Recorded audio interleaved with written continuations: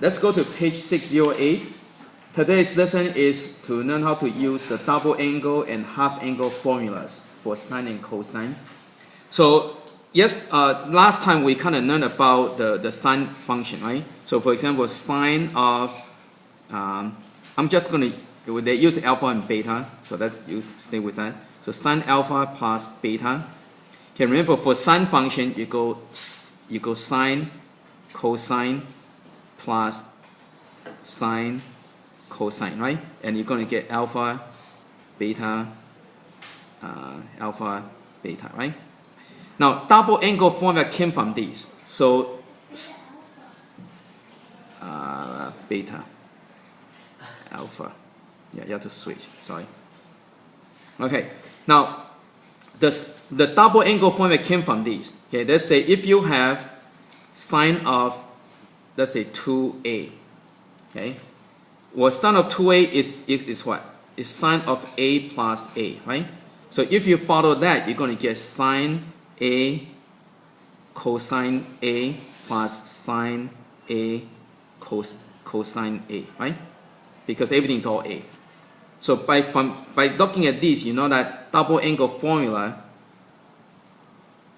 is equal to 2 sine a cosine a, right? You're going to get two of the same thing. So this is your double angle formula. Okay, so that's where this came from. See this one over here, sine of 2a is equal to 2 sine a cosine a.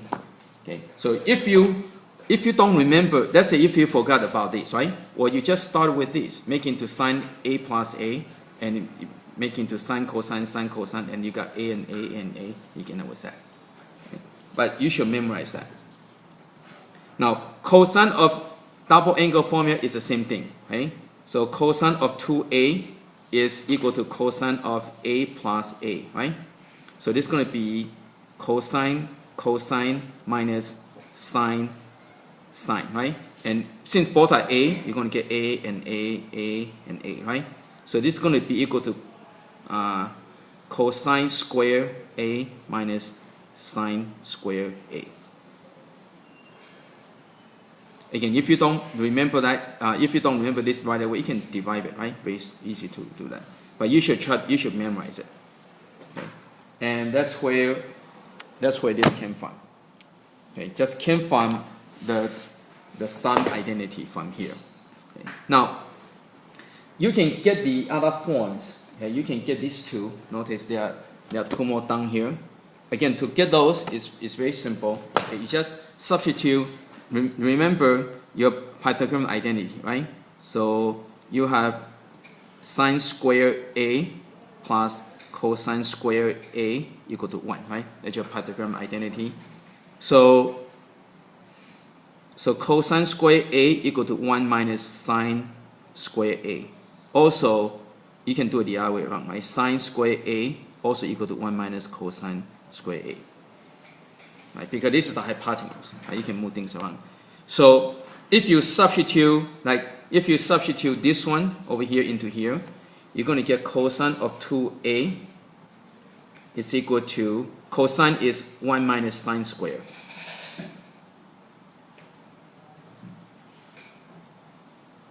Okay, so cosine square is 1 minus sine square. And so this will equal to 1 minus 2 sine square a. Right?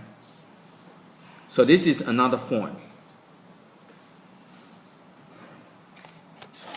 Now, there's another way you can substitute. Okay, let's say if you substitute this into here. So you get cosine of 2a equal to cosine square a minus parentheses. Okay, so this would be over here, right? So it would be 1 minus cosine square a. And so you're going to end up with, now negative minus negative become plus, right? So it becomes 2 cosine square a minus 1, right? Because this is minus negative become plus. That's how I get 2 of it, right? So that's where the other two came from.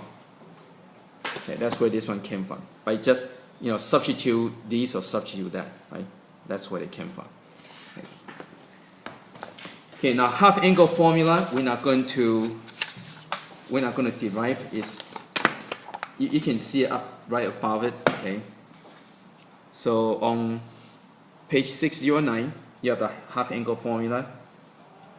So you got sine of theta over 2 is equal to plus or minus square root of 1 minus cosine theta over 2. And cosine of theta over 2 equal to plus or minus square root of 1 plus cosine theta over 2. So if it's cosine, it's plus cosine. If it's sine, it's minus cosine. Okay? Now the plus or minus depends on what quadrant this angle is. So you have to make a quick sketch to see if this is positive or negative. So let's go over some examples and it will become more clear to you guys. Okay, so let's go to example 1. It says if sine alpha equal to 4 over 5 and alpha is in the first quadrant, so it tells you that it's in first quadrant.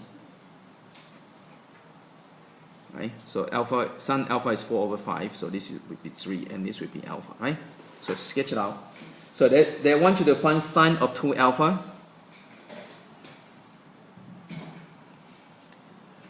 Now you can just double that. You can say, oh, sine alpha is 4 over 5, so 2 alpha would be 8 over 5. No, it does not work that way, right? Think about it, right? What is sine of 30 degrees? It's 1/2, right?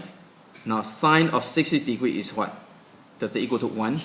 No, right? You cannot just multiply by 2, right? It's equal to square root 3 over 2. Again, the reason it does not double because remember sine cosine function is wavy, right? It's wave, right? So it's not straight line. Okay? So that's why it does not double, right? So you can just, oh, okay, make it 8 over 5. No, it does not work that way, right? So again, that's why you have to use identity. So sine of 2 alpha is 2 sine alpha cosine alpha. So this will equal to 2 times sine alpha. Look at over here. Sine alpha is 4 over 5. Cosine alpha is 3 over 5. And so this will equal to 24 over 25. Okay. And so that's how you use the double angle formula. And then you're looking for cosine of 2 alpha. So this is going to be equal to cosine square alpha minus sine square alpha.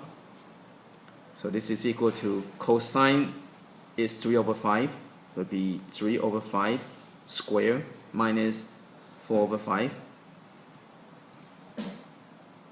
square. So this will equal to 9 over 25 minus 16 over 25. So this is equal to negative 7 over 25. Okay. Now if you think about why is negative 7 over 25, well think about it, right? Alpha is over here. So 2 alpha is going to be over here. That's going to be 2 alpha. And that's why you're going to get negative 7 over 25, and this will be 24. Right? See, sine of 2 alpha, right? 7, 24, 25, special triangle. Okay, and that's where you get a negative one, right? You will need double the angle. Okay.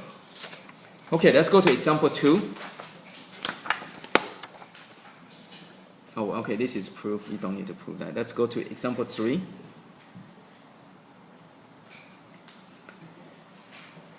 It says find the exact value of sine 7 pi over a.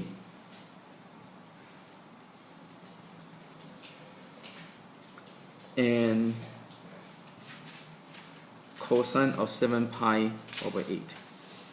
So what you want to do is you want to make a theta double that. So 7 pi over 8 equal to theta over 2. Right, you want to use half angle formula. So theta equal to 7 pi over 4. Okay. So sine of theta over 2, right? That's what this is, right? Equal to plus or minus square root of 1 minus cosine theta over 2. Okay, but you draw your triangle, right? So 7 pi over 8 is over here. So it's going to be, so sine is positive. So sine of theta over 2, right? That's the angle, right? Again, so whatever angle you have, if it's kind of weird angle, you just go ahead and set it equal to theta over 2, okay? And then the reason you need to do that, so that way you know what theta is, because you need to get two triangles, one for theta over 2 and one for theta. Okay, so this is equal to, so we know that it's going to be a positive square root of 1 minus. Okay, now cosine theta, so theta is 7 pi over 4. Okay, that's going to be right over here. So you need to know your angles. Okay, so 7 pi over 4, and so cosine of that. And you can use okay, square root of 2 over 2. So you need to know your triangle really well. So cosine theta would be over here, so it would be square root of 2 over 2 over 2. Okay, now you have to kind of simplify all these kind of messy numbers. So sine of theta over 2 equal to, now first let's go and simplify the complex fraction. So you multiply everything by 2. So you're going to get 2 minus square root of 2 over 4, and then you can take these things out. So sine of theta over 2 equal to square root of 2 minus square root of 2 over 2. Right? Square root of 4 is 2. Okay? Really yucky, right? Okay. Now, by the way, if you notice, what angle is this over here? This is 15 degrees, right? So if you know your special triangle, guess what this is equal to?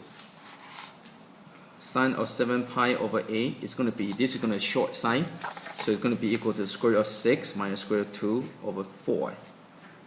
Right? If you simplify that, you get that. I think. No, wait, let me think. Let me double check on this. So you convert that into 180 over pi. Let me double check on this. Oh, wait, no. Take that back. It's not equal to that. It's not 15. Never mind. So you got to do that. Okay? Okay, now let's go and do the cosine.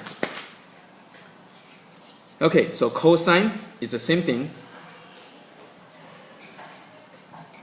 So again, whatever angle in here, you set it equal to theta over 2. So that way you can figure out the theta. So theta equal to 7 pi over 4, right? So cosine of theta over 2 equal to plus or minus square root of 1 plus cosine theta. So again, you want to do this so you can match. You can see what is theta, what is theta over 2. Okay, over 2. Okay, so you're going to get cosine theta over 2 equal to, so you have to draw two triangles. Okay? You need to draw this triangle so you can figure out it's plus or minus. And you have to draw this triangle so you can see, see the value of that, right? So over here, so 7 pi over 8 is right over here. That's your 7 pi over 8, because here's your pi. So cosine is going to be negative. Okay, so we know it's going to be negative. Okay, so 1 plus, now we have to get cosine theta now. Okay, so 7 pi over 4 is right over here. That's your 7 pi over 4. Again, when you're over 4, it's half, right? So it's 1 pi over 4, 2 pi over 4, 3 pi over 4, 4 pi over 4, 5 pi over 4, 6 pi over 4, 7 pi over 4, 8 pi over 4, right? So that's how you kind of figure out what it is, right? So, and again, the cosine is going to be square root of 2 over 2. So you simplify. So multiplying by 2. So you're going to get square root of 2 plus square root of 2. And this is 4. Square root of 4 is 2. Right? And so that's your answer. Okay. Okay, let's go to example 4.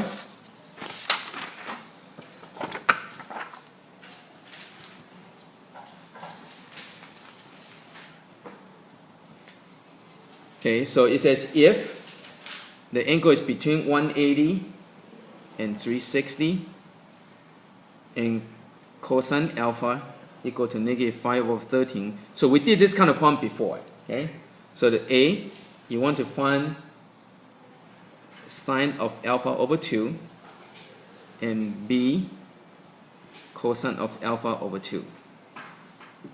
Okay, so first let's write the formula. Okay, so sine alpha over 2 equal to plus or minus square root of 1 minus cosine alpha over 2. Okay, so now, so you have to figure out what way this is, so you can figure out it's plus or minus. Okay, but they give you the alpha, right? So what you want to do is you can divide by 2. Okay, so divide by 2 to get alpha over 2. So divide by 2, so you're going to get 90 degrees is less than alpha over 2 is less than 180. Okay, so you know that this is going to be in quadrant 2, right? So this is quadrant 2, right? This is 90, this is 180. So it's going to be somewhere over there. So sine in this quadrant is right over here, so it's plus. Okay, so that's how you know it's plus. So you have to draw your triangle. So sine of alpha over 2 equal to plus. Now you don't write that, but I write it so you can see, right? 1 minus, okay? Now, you have to figure out the cosine alpha is giving to you, right? It's negative 5 over 13 over 2. So again, multiply by 13. So, so sine of alpha over 2 is equal to square root of 13, okay, plus 5 over 26. So equal to square root of 18 over 26 equal to, divide by 2, you get 9 over 13, so equal to 3 over square root of 13. I know it's kind of tedious, but it's not that bad. Okay? Okay, now for this one over here, it's plus. Okay, so again, you look it through. So cosine alpha over 2 is equal to plus or minus square root of 1 plus cosine alpha over 2. And again, this is over here, right? You already have the triangle, and you're looking for cosine. The cosine is down here, is minus. So you know that it's minus. Okay? So it's equal to minus square root of, well, we already did all, well, you kind of, we already have all these numbers, except it's plus, the signs are opposite, right? So it'd be 13 minus 5 over 26, right? It's plus negative, that's why it's minus, right? It's going to be just the opposite. You can substitute and work it out. So equal to negative square root of 8 over 26 equal to negative square root of 4 over 13 equal to negative 2 over square root of 13. So equal to negative 2 square root of 13 over 13. Okay, and that's it. Okay, so let's go and do some practice.